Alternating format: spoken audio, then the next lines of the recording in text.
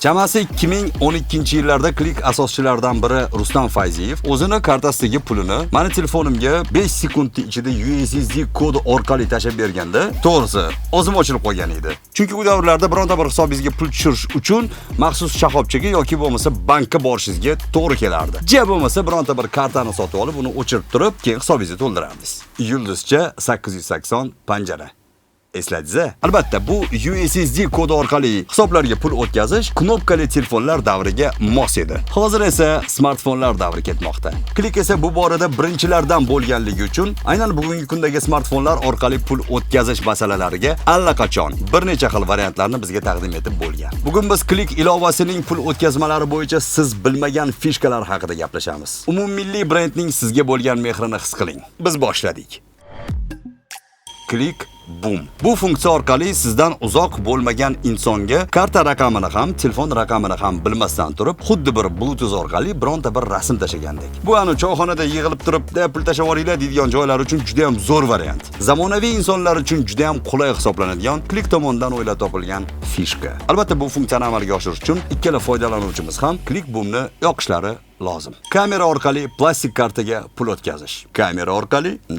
Kamera orqali. Qarang, siz Click ilovasi yordamida u kimga pul o'tkazishda Click ilovasining perevodi punktiga o'tib turib, tepasiga karta raqamini kiritasiz, to'g'rimi? Odatda karta egasi sizga karta raqamini yoki jo'natadi yoki o'zi shundoq etib turadi. Lekin ayrim holatlarda odamlar shundoq olib qo'lingizga kartani berib qo'ygan holatlarni ham kuzatganmiz. Mana shunaqa holatlarda shundoq karta kiritadigan maydonchangizni eng o'ng burchagidagi skaner ikonkasini bossangiz, telefoningiz kamerasi ishga tushadi. Agar telefoningiz iPhone bo'lsa, ruxsat so'raydi, o'shalarni hammasi razрешитni bosib o'rasiz. Kartani olib turib shundoq kamerani o'ziga yo'naltirsangiz, Click'ni skaner qilib, kerak bo'lgan maydonga raqamlarni to'ldirib qo'yadi. To'g'risini aytsam, men aynan shu funksiyani o'zim tasodif bilib qo'yganman. Kassani oldida navbatda turganimda shunaqa qilsa bo'larmikin deb olib noq qilsam, o'xshab qo'ygan. Muhimi karta raqamlari o'chib ketmagan va aniq ko'rinishga ega bo'lishi lozim. Bu esa sizni eng qimmat bo'lgan resurslaringiz, asabingiz va vaqtingizni tejaydi. Tanlangan pul jo'natmalari. Masalan, menda muntazam ravishda pul o'tkazib turishim kerak bo'lgan insonlarim bor. Bu onam, farzandlarim, ayolim va hokazo. Click esa bizga bu harakatlarni tezroq amalga oshirishimiz uchun kerakli bo'lgan sharoitni yaratib bergan. Nomlarni esa Click ilovasini o'zida bemalol o'zgartirib qo'ysangiz bo'ladi. Misol uchun ayolingizni kassa, mablag' so'rash. Tasavvur qilamiz. Siz juda ham andishali insonsiz. Tasavvur qilib turaylik. Sizdan qarzi bor odam esa sizchalik andishali emas. Uni qarzi har doim yodidan ko'tarilib qo'yaveradi. Odatda bunday holatlar obed paytida "Sen to'lab yuborver, men keyin bitta qilib berib yuboraman" deb turib, keyin qorin to'ygandan keyin esdan chiqib qoladi. Shunaqa vaziyatlarda xijolat bo'lish o'rniga shunday Click ilovasini ochib turib, so'rov jo'nataversangiz bo'ladi. Yoki yaqin bir insoningizni ham telefonida puli tugab, umuman aloqaga chiqa olmayapti. Plastik kartasida ham pul qolmagan. Bu vaziyatlarda ham Click orqali sizga ma'lum bir mablag' uchun so'rov yuborishi mumkin. Qarabsizki, masala hal. NFC skaner. Bu funksiya ham skanerni amalga oshiradi, ammo NFC yordamida. Ya'ni sizni qo'lingizga berib qo'yilgan kartani shundoqqina telefoningizni maxsus moduliga olib kelishingizni o'zi kifoya. Bu anu bir qo'lingiz band bo'lgan paytlar bo'ladi-yu, shunaqa payt mashina shundoq urib desiz, masala hal. E'tibor berish joizki, bu funksiya faqatgina NFC qo'llab-quvvatlaydigan kartalarda ishlaydi. Bular Humo va yangi zamonaviy uz kartlardir. Endi albatta telefoningizda ham NFC moduli bo'lish kerakligini e'tibor berishim shart emasdir. O'tkazmalar izohlar. Masalan, siz bironta bir insonga muntazam ravishda pul uzatib turasiz yoki undan muntazam ravishda pul qabul qilib turasiz. Va aynan bugun sizga o'sha bitta odamdan bir necha marta pul kelib tushgan va siz qaysi biri nima uchun kelganiga aniqlik kiritmoqchisiz. Shunda pul jo'natayotgan inson mana shu summani nima uchun jo'natayotganiga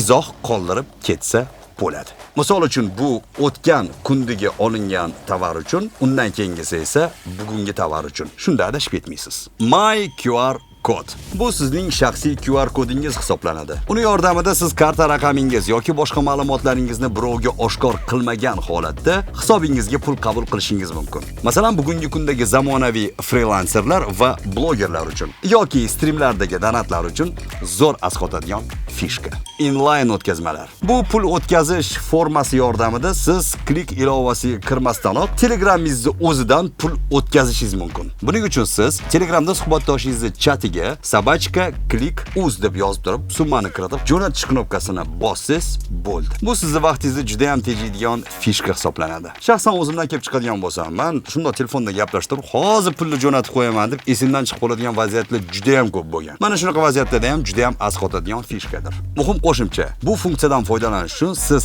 click uz Telegram botining registratsiyasidan o'tgan bo'lishingiz kerak. Bundan tashqari, agar siz inline o'tkazmani bironta bir gruppaga tashlasangiz, получить knopkasini birinchi bosgan foydalanuvchi mablag'ni qabul qiladi. Takoy challenge qilsa bo'lar ekanda, takoy. Mana soобщениямni kim birinchi o'qigan priz oladi degan takoy. Bosh sahifadan o'tkazma. Siz haddan tashqari ko'p pul o'tkazasiz. Shunaqa boy odamsiz, saxiy odamsiz va bu narsani har safar klik ilovasiga kirib, periodiga kirib amalga oshirasiz. Shunchalik ko'p pul o'tkazganingizdan charchab ham ketgansiz. Tasavvur qilib turramizda hozir. Yaxshi niyat yarim mol. Bir dona klik, ya'ni bir marta bosish yordamida siz widgetingiz orqali pullarni o'tkazishingiz mumkin. Offline o'tkazmalar. Telefoningizda Wi-Fi ga, mobil internet va umuman aloqaga do'sti bo'lmagan holatlarda juda ham asqotadigan funksiyadir. Shaxsan o'zim juda ham ko'p foydalanaman. Ayniqsa telefonim to'satdan o'chib qolsa yoki internet paketim tugab qolsa. Bo'p turadi shunaqa holatlar, to'g'rimi? Misol uchun Wi-Fi da o'tirib telefoningiz o'chib qolganini bilmasdan turib ko'chaga chiqib ketdingiz. Avtomobilingizga o'tirishingiz bilan telefoningiz o'chib qolganini tushundingiz. Mana shunaqa holatlarda ham hattoki klik ilovasidan, ammo offline rejimidan foydalanishingiz mumkin. Klik ilovasiga kirasiz va offline rejimini tanlaysiz. Agar shunaqa holatlarda klik ilovasi ozgina o'ylanib turganini sezib qolsangiz, Wi-Fi va telefon internetini o'chirib qo'yishingiz kerak bo'ladi. Mana shundan keyin offline rejimi ishga tushadi va o'zingiz bilib kerakli bo'lgan to'lovlarni amalga oshirishingiz mumkin. Aslida funksiya USSD orqali ishlaydi, ammo klik offline rejimida mana shu USSD ni o'zi boshqaradi. Kstati, eng boshida klik asoschilaridan biri Rustam aka haqida aytib bergan hikoyam ham aynan USSD kodi orqali pul o'tkazilgan, ammo unda klik ilovasi hali bo'lmagan edi. Bu funksiyadan qayerlarda foydalanish mumkin? Internet ilmayotgan do'konlarda, to'lov paytida, podvallarda va hokazo. Aslida klik kompaniyasi inson uchun pul o'tkazmalari bo'yicha barcha imkoniyatlarni bizga yaratib bo'lgan. Shaxsan men bu funksiyalarning aksariyatidan foydalanib kelaman. Chunki bilaman, klik bu super app. Unda pul o'tkazmalaridan tashqari hali ko'p imkoniyatlar mavjud. Biz ularni mavzularga ajratib, asta-sekin sizga taqdim etishda davom etamiz. Siz esa bizni kuzatishda davom eting. Sizlar bilan har galgidek Javlon Asatullayev bo'ldi va har galgidek kelajakda ko'rishguncha.